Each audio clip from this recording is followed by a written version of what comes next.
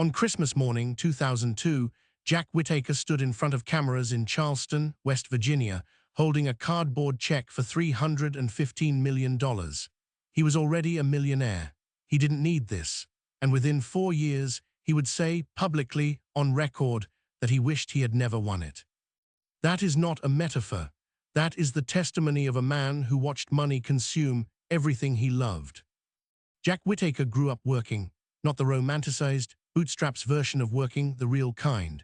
West Virginia clay under the fingernails, the kind of labor that leaves marks on your hands that don't wash off. He built Diversified Enterprises Construction from nothing into a functioning pipeline and excavation company that employed hundreds of people across the state. By 2002, that company was worth an estimated $17 million. He had a house, a wife, Jewel, whom he'd been with for decades, a daughter, and a granddaughter named Brandy, 16 years old, the light of his life by every account people who knew him have ever given. He was 60 years old. He had built something real. He had earned it the long way. On December 25th, he stopped at a Charleston area store and bought a Powerball ticket. The jackpot that night was $314,900,000. When the numbers were drawn, all 6 of his matched. It was, at that moment, the largest undivided lottery jackpot in American history. He took the lump sum, $113 million after taxes. $113 million deposited into the life of a man who already had everything he needed, and who was about to discover that need and want are 2 entirely different forces.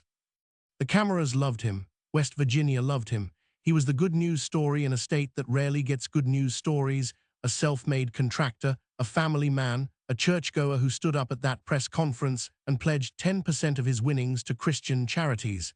He meant it. He funded a foundation. He cut checks to churches. He bought groceries for strangers. He gave a woman he barely knew a house. In those first months, the generosity was real, and it was vast, and it was his. But money at that scale doesn't just change your bank account. It changes the air around you. It changes who walks through your door. It changes, slowly and then all at once, what you believe about yourself. The first visible shift was the cash. Whittaker began carrying staggering amounts of it, not for any particular reason, not to make transactions, not out of necessity, but because he could, and because it felt like proof of something. Reports from the period describe him regularly carrying $300,000 in a briefcase, in cash, in his car. That single habit would cost him dearly, but we'll get to that. He began spending at a scale that would have seemed surreal even to people far wealthier than he was. He bought cars, dozens of them. He bought racehorses. He installed a fish pond.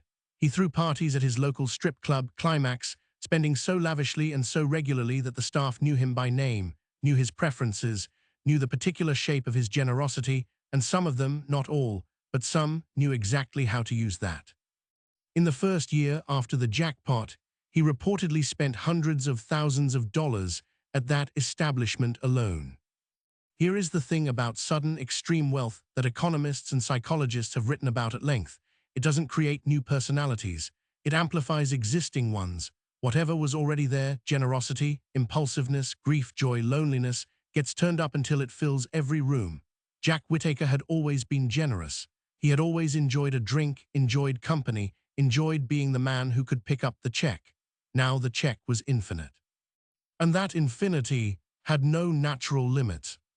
By 2003, the lawsuits had started, not because he had done anything catastrophic yet, but because his name was now synonymous with $300 million, and there is a particular kind of human calculation that follows money the way water follows gravity.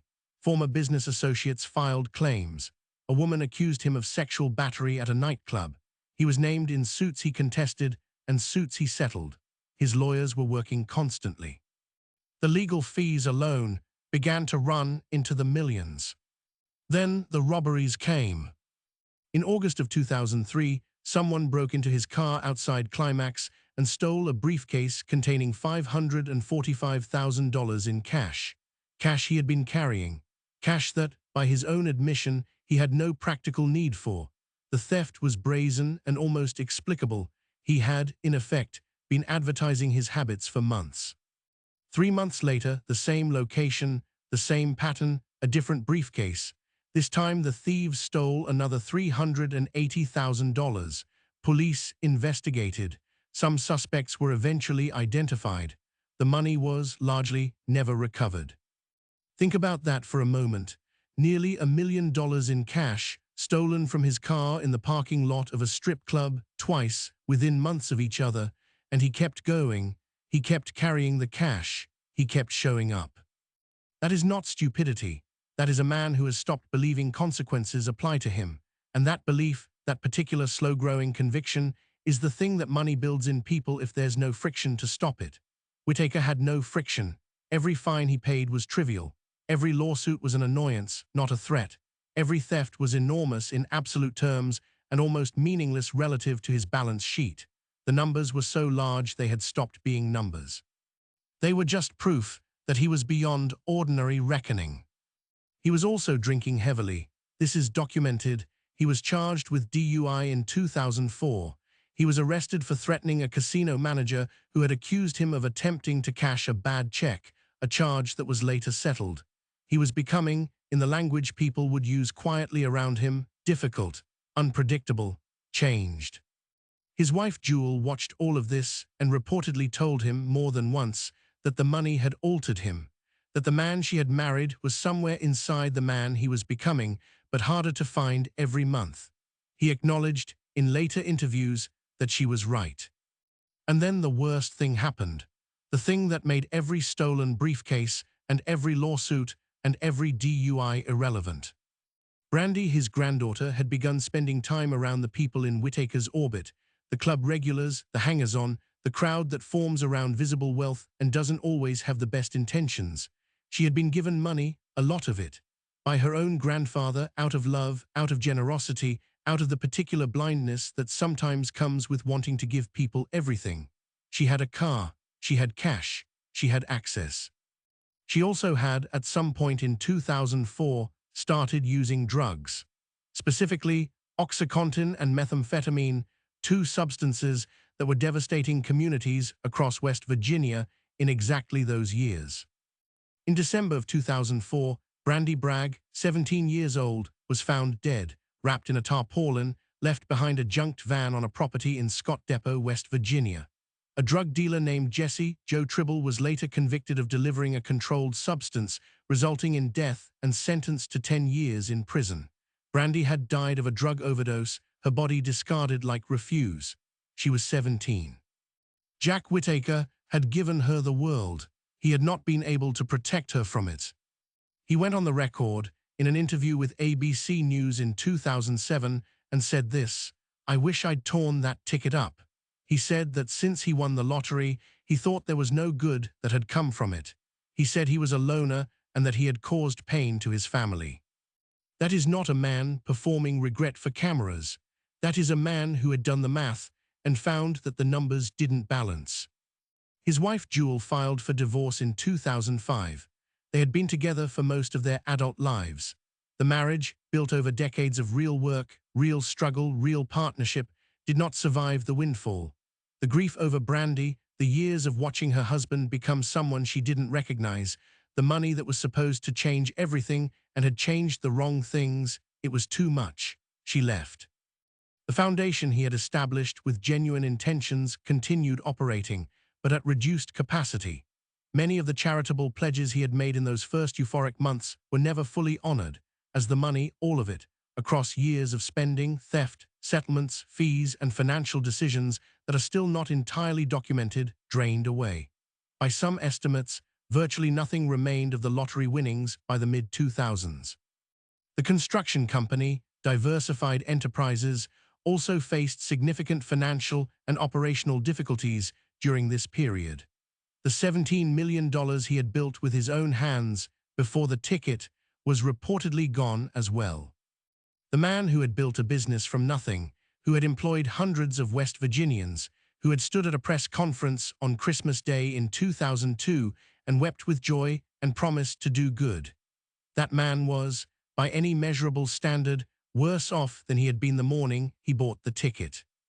He gave an interview in 2007 and another in subsequent years. He appeared older than his age in every photograph.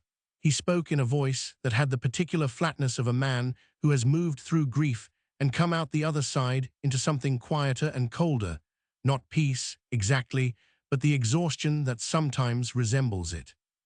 He continued to be named in legal proceedings for years. His daughter Ginger, Brandy's mother, died in 2009, the cause reported as health complications, though the years that followed the jackpot had been extraordinarily hard on her. Jack Whittaker lost his daughter 7 years after winning the lottery.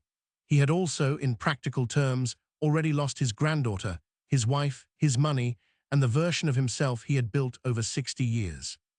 What remains of the Jack Whittaker story is not a simple cautionary tale about lottery winners who overspend. The cautionary tales about lottery winners who overspend are almost comforting in their banality. They are stories of people who didn't know how to handle money and eventually ran out of it. Whittaker knew how to handle money. He had made $17 million the difficult way. He understood work and risk and return.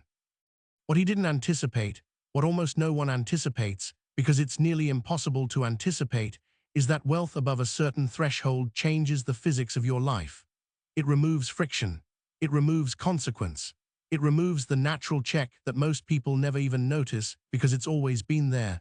The awareness that choices cost something, that money is finite, that time and safety and relationships have value that can be measured against expenditure.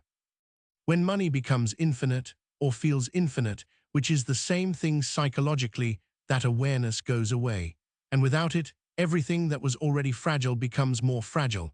Everything that was already difficult becomes harder. The good impulses magnify, yes, but so does everything else. There is also the question of who else bears responsibility here. The people who stole from him, the dealers who sold to his granddaughter, the lawyers and associates who filed questionable claims, the hangers-on who knew his habits and exploited them. Jack Whittaker made choices that left him exposed, but he did not build those circumstances alone. Money of that scale generates an ecosystem, and not all of it is benign. He was, in the end, a generous man who became too visible, too accessible, and too unguarded at the exact moment when those three qualities became dangerous. He wanted to be good with the money. The money did not cooperate. In 2017, his home burned down. The fire was not linked to any criminal activity. It appeared accidental. By then he had been living quietly, largely out of the public eye, in a life that bore almost no resemblance to the one captured in those Christmas Day photographs from 2002.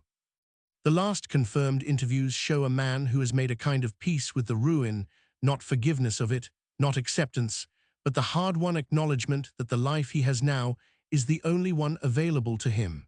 He speaks about Brandy in a voice that changes when he says her name. Every answer about the money eventually arrives back at her.